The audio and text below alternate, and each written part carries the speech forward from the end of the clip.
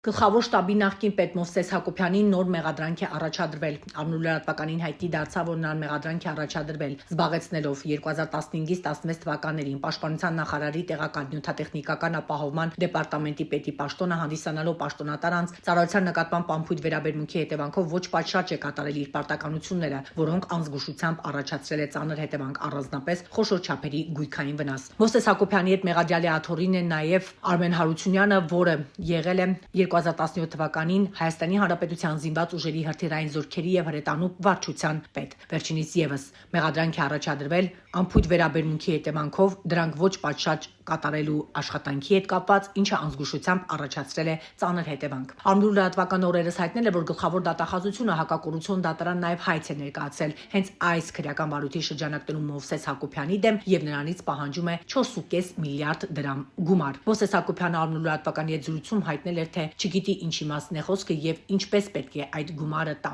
Լավ են անում, որ պահանջում են, նշել էր Մովսես Հակոբյանը, իսկ թե ով պետք է տա, նա որևէ բան ասել չի կարող եւ չգիտի առասարակ ինչի մասին է խոսքը։ Նշենք, որ սա Մովսես Հակոբյանի դեմ հարուցված երկրորդ քրեական գործն է, նա առաջին քրեական գործով մեղադրվում էր պետական գաղտնիքը հանրայնացնելու մեջ։ Այդ գործը դատարանում է, սակայն առայժմ վճիռ չկա։ Հետևենք իրադարձությունների զարգացմանը։ Գլխավոր շտաբի նախկին պետը հերթական անգամ մեղադրյալի աթոռին է։